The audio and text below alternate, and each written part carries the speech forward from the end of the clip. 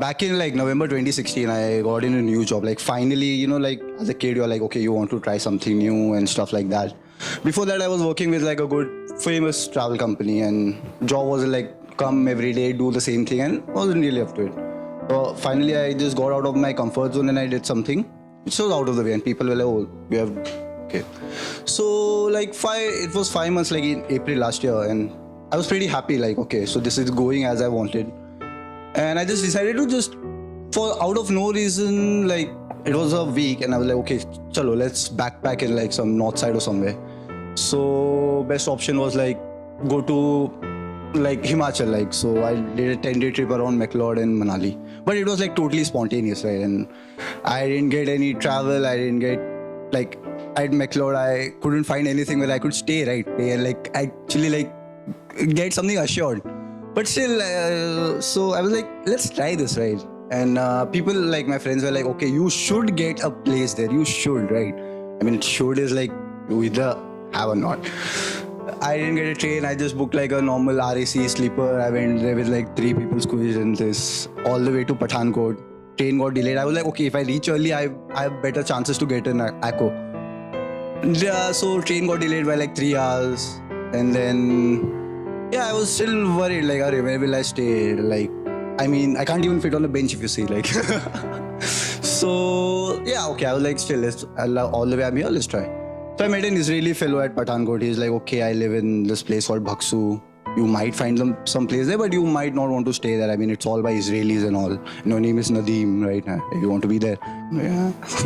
So, yeah, he's like, still, let's go there. So went to Dharamshala, took another bus. Then I met another Russian fellow. I mean, out of the blue, he's like, okay, you seem thoda tense, what's wrong? So I'm like, okay, I don't have a place to stay. I don't know what to do.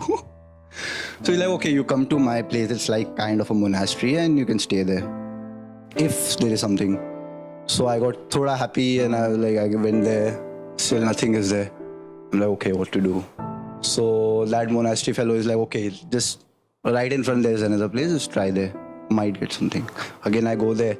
Luckily, there were 2 rooms. I was like, okay, so not sleeping on the streets, okay. Went inside, got a room. Yeah. So that is one part, okay. So another part was, this is like something of a smaller kind of a fear, if you see, right? Then coming to a bigger fear, like, since a child, I mean, I have a kind of like a fear from like altitude. Not like altitude, like being on an altitude, but like on edges. So if I see, I get really scared, right? And this is since as a kid. So I went all the way to, I mean, when I went Manali, I met another fellow. So he's like, okay, chalo, let's hike. Okay, sounds fine. But then we just started off nowhere, like just following people.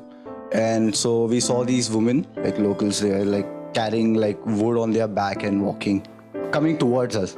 And then Joshua is like, okay, oh, let's see where they are coming from. Okay, let's just follow this trail. So while going, I don't know like how the edges are. I mean, it's like literally like 2 feet. I mean, you just slip something and you are definitely like falling somewhere off. And it's like almost, we are just walking. I'm telling dude, this is like not easy for me at all. Okay. And he's like, just come, just keep walking, right? Keep walking for 2 hours. We reach nowhere, okay? And it's like still we don't know where these women are coming from, right? So I just like give up. So he's like, fine, let's go back. I mean, he wasn't annoyed at all because he really wanted to go there. But he's like, so, I mean, did you die? I mean, right? You are like afraid for a few seconds standing at an edge, but you walk the whole like 2 hours on that, right? So, I mean, yeah, as I said, not a great story, but moral being like, if you see in your life, right, what stops you from doing something? The biggest thing, biggest factor, it's fear.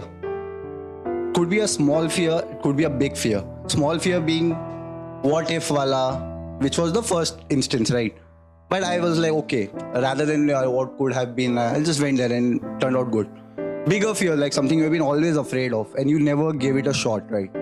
But turned out to be true.